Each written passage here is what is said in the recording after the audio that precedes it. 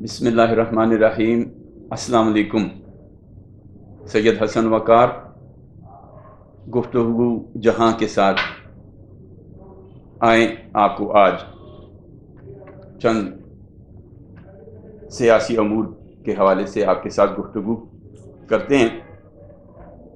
دیکھتے ہیں کہ اس وقت جو اسمبلیوں کا حال ہے، اسمبلیوں میں کیا ہو رہا ہے۔ جو نئی اسمبلیاں بنی ہیں اس میں اکثر چہرے تو وہی پرانے ہیں، لیکن نئے بھی اسمبلیوں میں لوگ آئے ہیں۔ اب آئندہ وہ کیا کرتے ہیں، ہم موجودہ صورتحال پہ اگر یہ 2-3 دن جو اسمبلیوں کے اجلاس ہوئے ان میں جو رویہ ارکان اسمبلی نے اختیار کیا اس سے ہی ظاہر ہو جائے گا، یا ہم اندازہ لگا سکتے ہیں کہ یہ ہمارے سیاستدان جن کو قوم نے منتخب کیا ہے اور ایوانوں تک پہنچا دیا، وہ اب آپس میں لڑیں گے یا ملک و قوم کے لیے سوچیں گے۔ تو سب سے پہلے میں چاہوں گا کہ یہ جو انتخابات پاکستان میں ابتدا سے جب بھی انتخابات ہوئے تو ہارنے والی جماعت جو ہے وہ الزام لگاتی رہی ہے کہ وہ چاہے جو بھی جماعت رہی ہے، پیپلز پارٹی رہی ہے، مسلم لیگ نون رہی ہے، یا اب یہ تیسری جماعت جو کہ پی ٹی آئی کے نام سے میدان میں ہے، یہ پہلی 2 بار ان کو شکست ہوئی تو انہوں نے الزام لگایا کہ دھاندلی ہوئی۔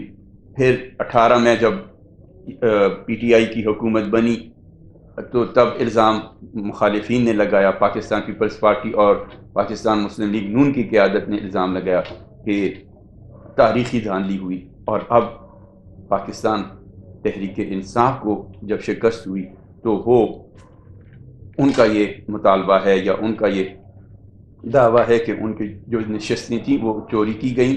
لگ بھگ 80 نشستوں کا ذکر کرتے ہیں کہ وہ چوری سے، دھاندلی کے ذریعے ان سے چھینی گئیں۔ اب انہوں نے یہ ثابت کیسے کرنا ہے؟ حکومت بن گئی ہے، میاں شہباز شریف صاحب 24ویں وزیر اعظم پاکستان کے منتخب ہو گئے ہیں۔ میں نے ان کو پہلے پروگرام کے آغاز میں ہی مبارکباد دینی چاہیے تھی لیکن میں بھول گیا، تو میں انہیں اس دوبارہ پاکستان کا وزیر اعظم بننے پر دل کی گہرائیوں سے مبارکباد پیش کرتا ہوں اور توقع کرتا ہوں کہ جس طرح انہوں نے ماضی میں کام کیا ہے اس سے بڑھ کر وہ، چونکہ اب ان کو 5 سال کا عرصہ ملا ہے، تو اگر وہ اپنی حکومت استحکام کے ساتھ آگے چلاتے رہے تو ان کو ابھی اسٹیبلشمنٹ کا بھی بھرپور ساتھ حاصل ہے۔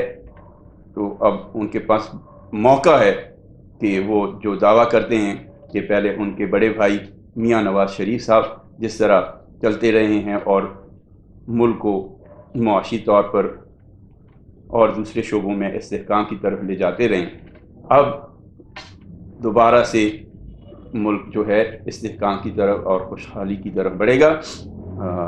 ہمیں توقع ہے، امید ہے، ہم چاہیں گے کہ حکومت کامیاب ہو، لیکن اس کے ساتھ ساتھ یہ ہمارے ہاں سیاستدانوں میں، سیاسی میدان میں جو ایک دوسرے کے اوپر الزامات اور چوری کے الزامات لگتے ہیں، بدنیتی کے الزامات لگتے ہیں، اس کے بارے میں بھی سوچنا چاہیے کہ اس کا خاتمہ کیسے ہو۔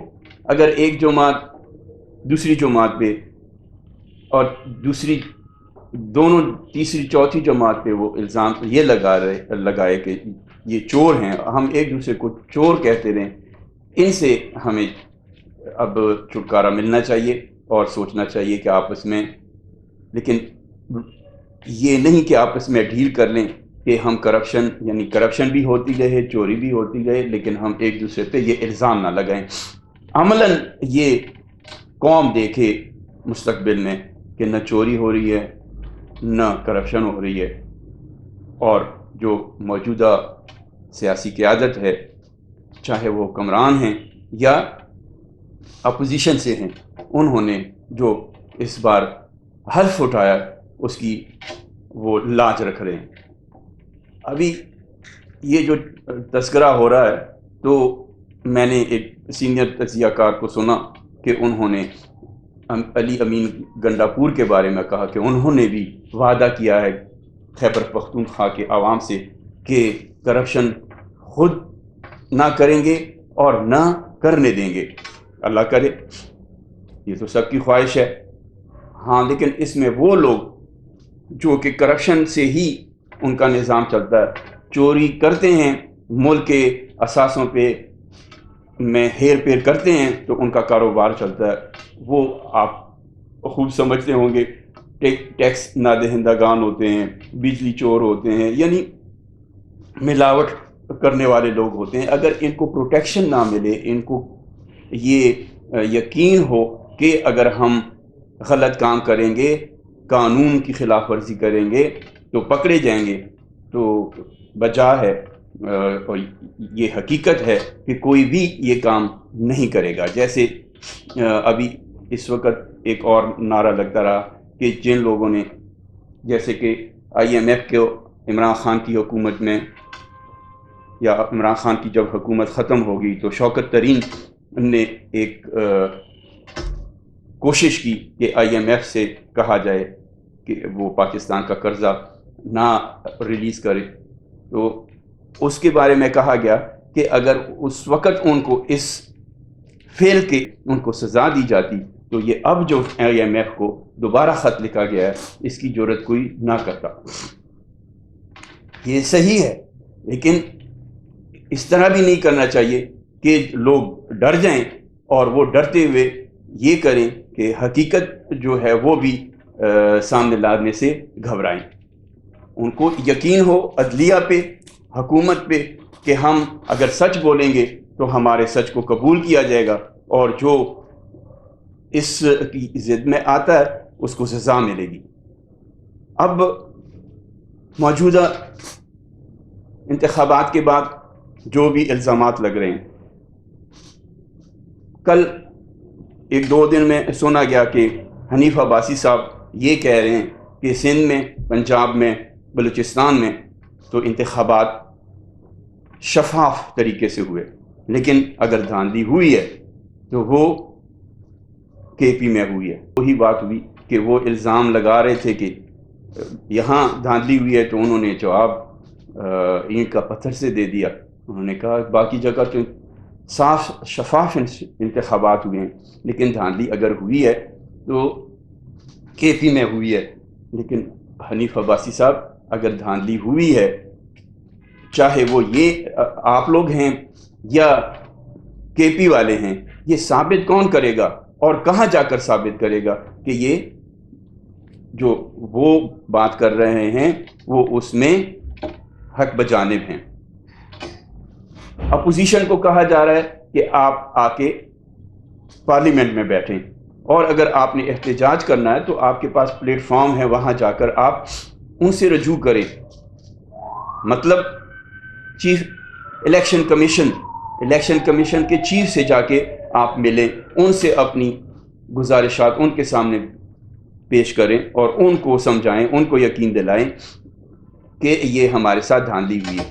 اب بچگانہ سی بات ہے کہ وہ الزام الیکشن کمیشن پہ لگا رہے ہیں، اور الیکشن کمیشن خدا نہ خواستہ اگر وہ اس چیز کی ذمہ دار ہے، الیکشن کمیشن اگر اس الزامات جو لگ رہے ہیں وہ حقیقت پر مبنی ہیں، تو وہ کیسے اس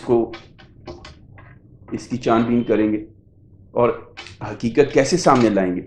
آیا انہوں نے خود کیا، ان سے کروایا گیا؟ یہ کہنا آسان ہے، حالانکہ یہ ثابت کرنا کوئی مشکل کام نہیں ہے۔ اگر ایک ہی حلقے کے 3 امیدوار، پاکستان پیپلز پارٹی، پاکستان مسلم لیگ نون، P T I, Jamaat Islami, اگر ان کے بھی جو الیکشن میں کنٹیسٹ کر رہے تھے امیدوار، وہ ایک جگہ پہ بٹھا دیے جائیں اور وہ اپنے اپنے فارمز 45 کو لے کر بیٹھ جائیں تو کتنی دیر لگ جائے گی یہ ثابت کرنے میں کہ غلطی پہ کون. 4 امیدوار یہ ہوں گے، ایک فارم 45 کہاں سے ہوگا؟ الیکشن کمیشن سے. وہ ٹیلی ہو جائیں گے. جو الزام لگا رہا ہوگا، جھوٹ بول رہا ہوگا، اس کا منہ وہ جملہ سخت ہے، لازم ہوتا ہے وہ شرمندہ ہو جائے گا. اور وہ اگر یہ اس طرح ایک پلان کیا جائے تو جو چور ہے وہ تو آئے گا ہی نہیں. لیکن اس وقت جو پوزیشن ہے، اگر کوئی بھی نہیں بیٹھ رہا تو اس کا مطلب ہے کہ جو نہیں آتے تو وہ میدان میں پھر سب پہ یہی الزام آئے گا کہ جی سب برابر ہیں. اس لیے ہمیں سوچ سمجھ کر ہر قدم اٹھانا چاہیے. آپ نے کل دیکھا کہ اچھا بات یہ ہے کہ پہلا یعنی جو زمانہ تھا، زیادہ دور نہیں جاتے، جب ہمارے پاس موبائل نہیں تھے، اسمبلیوں میں کیا ہوتا تھا؟ اسمبلیوں میں گالیاں دی جاتی تھیں، ایک دوسرے کو مکے مارے جاتے تھے، یا جو بھی لڑائی ہوتی تھی، کرسیاں ماری جاتی تھیں. عوام اس سے بے خبر تھی. اخبارات تھے، اخبارات میں اگر فوٹو چھپ جاتی تھی تو اخبار بھی ہر شہری کے پہنچ میں اخبار بھی نہیں تھے. اب کیا ہے؟ اب یہ ہوا کہ کسی نے کہا، سرپھیرے نے، کہ یہ جو چیزیں ہیں یہ لائیو ہونی چاہیے. اب لائیو جس نے کہا ہوگا پتہ نہیں وہ بچ گیا اس چیز سے یا وہ بھی اس میں آ گیا.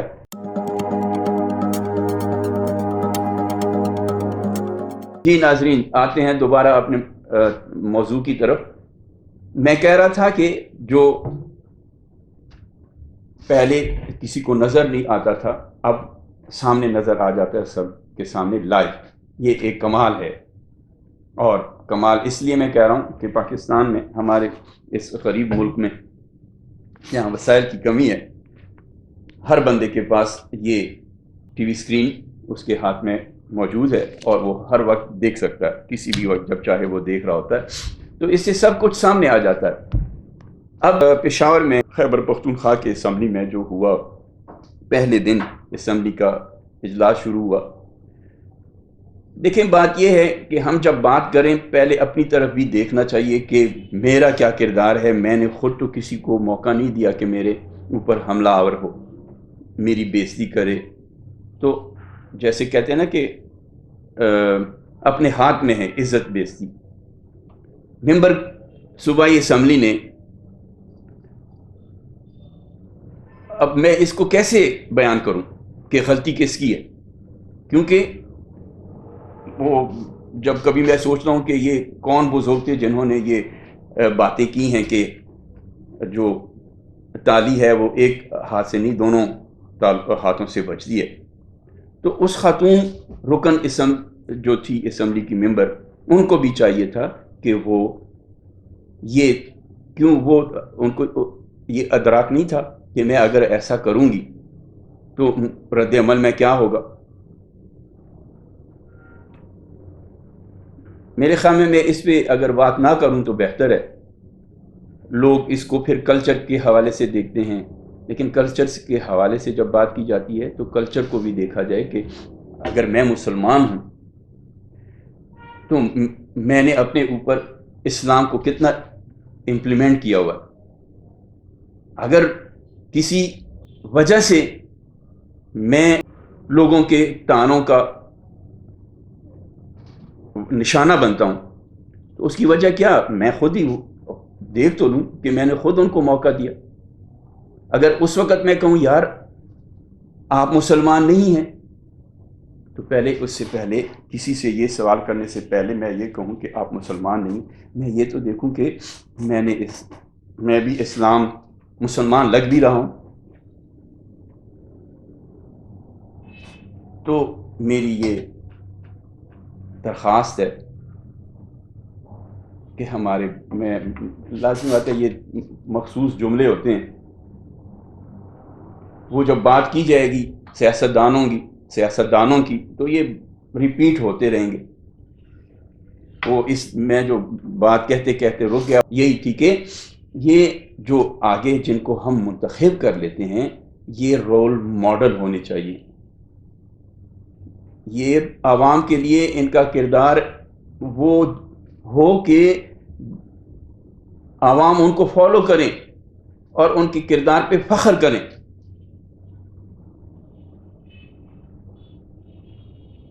اللہ کرے. بار بار میرے ذہن میں ایک واقعہ آ رہا ہے لیکن پھر میں جذبات میں، چونکہ اب اندر سے میں خود بھی کتنا سچا ہوں، لیکن دل دکھتا ہے کہ ہمارے یہ قائدین یا ہمارے یہ رہنما، ہر سیاستدان اپنے نام کے ساتھ لکھتا ہے رہنما پاکستان پیپلز پارٹی، رہنما پی ٹی آئی، رہنما پاکستان مسلم لیگ نون. یہ رہنما کیا چیز ہوتی ہے، ذرا اس پہ ہم غور تو کریں. ہم جن کو رہنما یا جو ہم سے کہلوانا چاہتے ہیں کہ ہم آپ کے رہنما ہیں، وہ ان کا ظاہر ایسے ہوتا ہے. مسلم لیگ نون والے گھڑیاں لہرا رہے ہیں اور پی ٹی آئی والے چور چور کہہ رہے ہیں. میں نے آج ایک کلپ، یہ جو القادر ٹرسٹ کے حوالے سے بات کی جاتی ہے، وہ دیکھا تو عمران خان صاحب یہ جواب تو آپ کو دینا چاہیے کہ انگلینڈ کی ایجنسی نے جو پیسہ پاکستان بھیجا وہ قومی خزانے میں کیوں نہیں گیا، اور وہ پیسہ سپریم کورٹ کے پاس کیوں چلا گیا، اور اس مد میں چلا گیا کہ جو 460 ارب روپے ملک ریاض نے دینے تھے وہ اس مد میں سپریم کورٹ کو دیے گئے. یہ تو کرپشن کا پیسہ تھا، یہ تو پاکستان کے قومی خزانے میں جانا تھا. پھر جب اس وقت کے کیبنٹ کے لوگوں سے بات کی جاتی ہے، وہ کہتے ہیں جی یہ تو بند لفافہ تھا، ہمیں تو کھولنے کی اجازت ہی نہیں تھی. اب آپ مجھے یہ بتائیں عمران خان صاحب، قوم آپ کے اوپر جان دینے کے لیے میرے خیال میں دے رہی ہے، تو آپ کو ایسا کرنا چاہیے تھا. اگر آپ یہ کہیں کہ میں اس میں ملوث نہیں ہوں تو القادر ٹرسٹ آپ نے اپنے نام سے، بیگم کے نام سے کیسے وہاں رجسٹر کرایا، اور یہ پیسے کیوں قومی خزانے میں نہیں آئے، اور کابینہ میں اس لفافے کو کیوں نہیں کھولا گیا؟ وعدے تو آپ بھی پورے نہیں کر رہے نا، وعدے آپ بھی نہیں پورے کر رہے. اور دوسرا یہ میں کب تک کہتا رہوں گا؟ مجھے لگتا ہے کہ شام تک میں کہوں تو باتیں اتنی ہیں کہ کہیں کی جا سکتی ہیں. اب خدا را آپ یوں کریں، وہ شاید کل میں نے یہ جو پلیٹ فارم ہے نا سوشل میڈیا کا، اس سے اچھی باتیں بھی سیکھی جا سکتی ہیں اور اس میں اچھی باتیں بھی ہوتی ہیں. عثمان ڈار کی والدہ صاحبہ سے بار بار پوچھا گیا کہ آپ کیا پیغام دینا چاہتی ہیں؟ جگنو محسن نے بار بار پوچھا تو جگنو محسن کو جواب دیتی ہوئے کہتی ہیں کہ میں کہوں گی کہ غلط لوگوں کا جواب غلط بن کر، یعنی غونڈے کا جواب غونڈا بن کر نہیں دینا چاہیے. یہ میرے خیال میں اتنی بڑی بات نہیں ہے.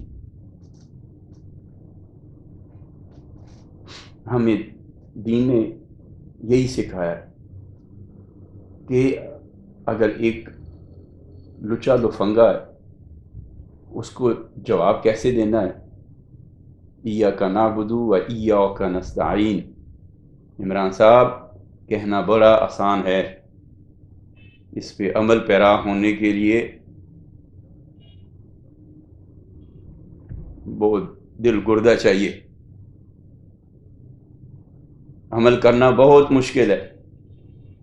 ٹھیک ہے آپ پاکستانیوں کے دل جیت چکے کہ آپ نے اقوام متحدہ میں اسلام کا دفاع کیا، مسلمانوں کا دفاع کیا، دین کا دفاع کیا۔ جب آپ دین کا نام لیتے ہیں، اسلام کا نام لیتے ہیں، کوئی بھی لیتا ہے، چاہے وہ مولوی ہے، میں بھی، ہر شہری، ہر مسلمان، اسلام تو وہ دین ہے کہ اگر میں جو اپنی باتیں کبھی سوچتا ہوں کہ اگر ایک شہری اسلام کو اپنے اوپر نافذ کر لے، اسلام کو اپنے اوپر نافذ کر لے اور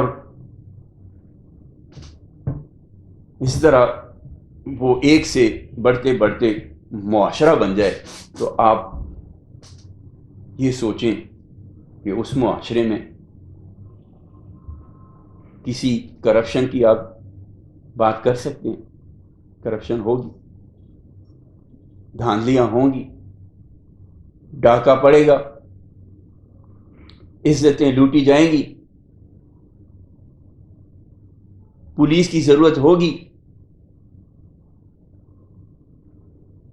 نہیں ہوگی۔ کیوں؟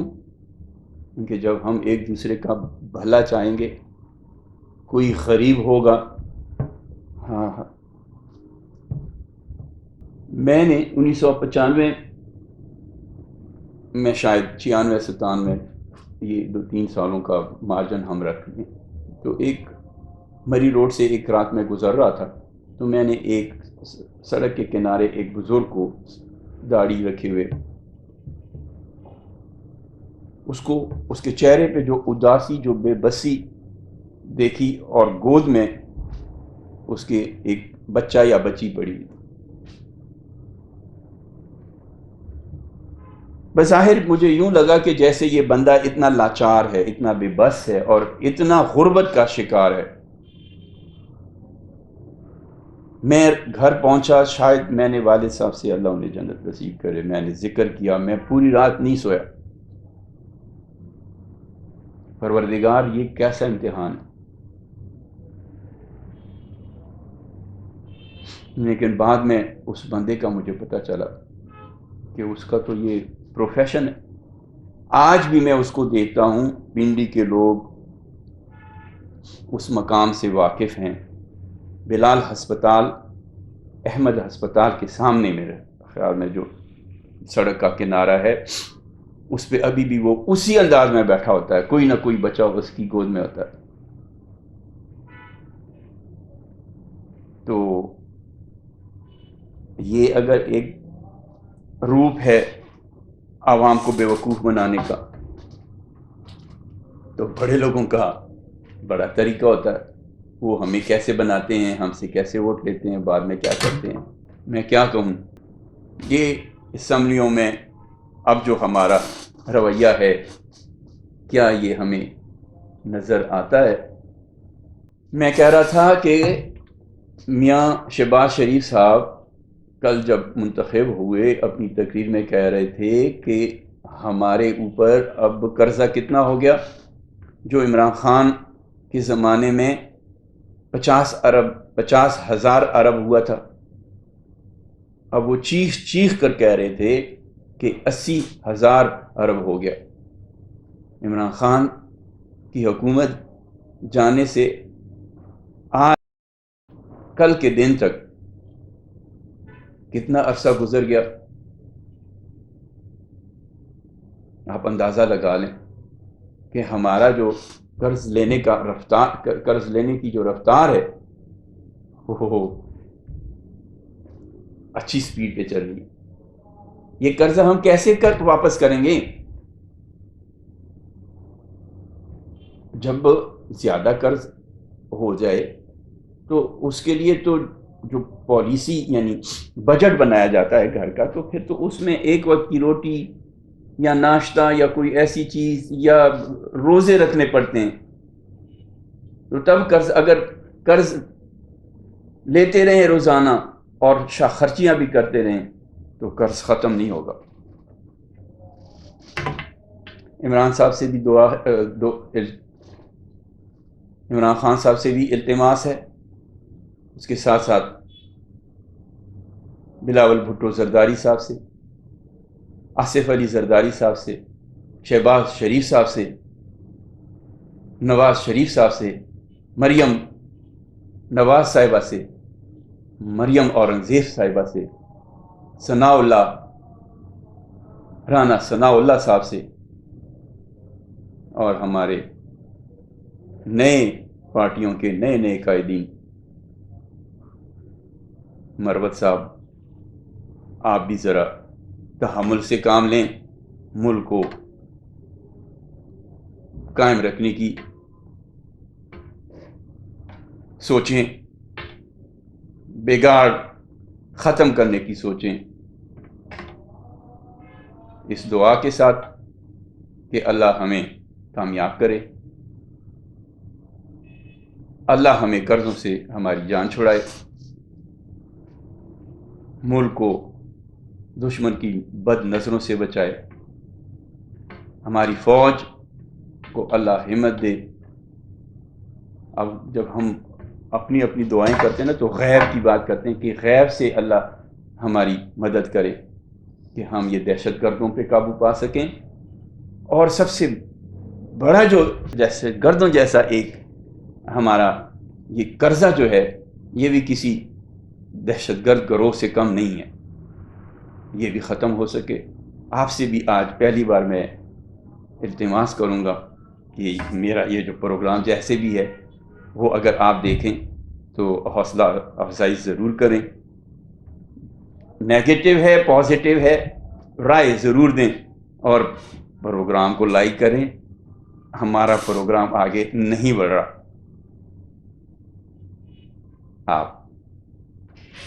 اللہ آپ کو حفظ و امان میں رکھے.